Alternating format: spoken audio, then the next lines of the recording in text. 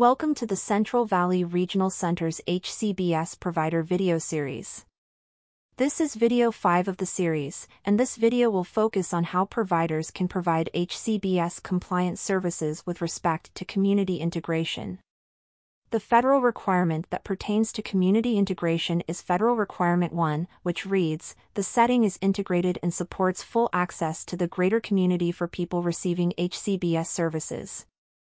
This includes opportunities to seek employment and work in competitive integrated settings, engage in community life, control personal resources and receive services in the community to the same degree of access as people who do not receive HCBS. Provider expectations. People are supported to interact directly with other members of the community who are not paid to do so.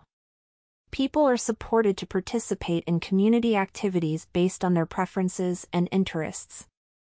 People have the opportunity, freedom, and support to define what they would like to do and who they would like to do things with. People are provided with various opportunities and supports to meaningfully engage in their communities, including running errands, shopping, going out for entertainment, eating at a restaurant, attending a religious service, etc. People participate in the life of the community with opportunities to meet others through routine and special activities that occur in the community. People are provided opportunities and support to pursue competitive, integrated employment. People have access to various transportation options that may include private pay, public transportation or provider transportation and other supports as needed to regularly access resources and activities similar to those used by the community at large. People have access to meet and spend time with others outside of the HCBS setting. Now let's review some frequently asked questions. How can a rural setting meet this requirement? A rural setting may have fewer local resources or opportunities for people to participate in community events or activities, but this is also true for the general public who resides in a rural area. The key is to be sure people have the same access to the community as others who live in that community. This may include opportunities to participate in activities and utilize resources outside one's local community. Is integration different for everyone?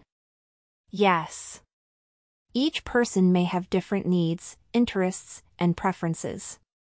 Individuals should also be permitted to change their needs, interests, and preferences as they see fit. Providers must address individual needs, interests, and preferences and find a way to help every person obtain these to the greatest possible extent. Providers must consider how they will assist individuals to explore opportunities in the community rather than simply planning for group outings. What are the expectations for service providers regarding individual community opportunities? Do you expect us to provide one-on-one community activities?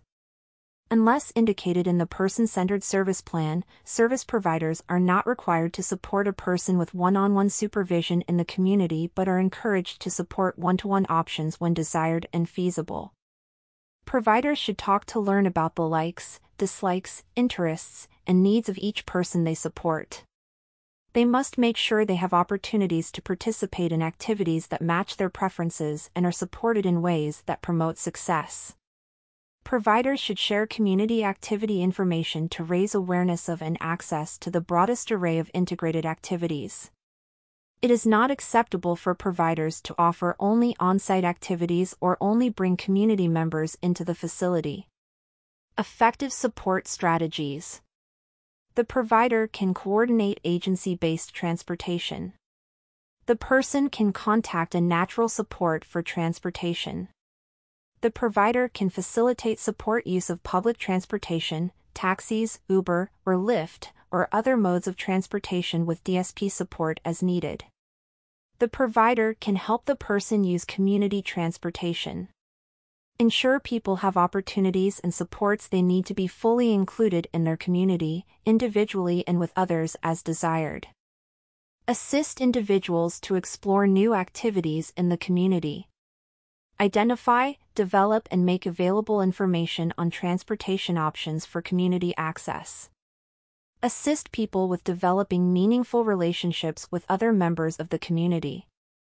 Ensure people have services, resources, and supports to help them explore or maintain meaningful activities. Ensure people have assistive, adaptive, and rehabilitative devices, equipment, and software that support independence and interaction in the community.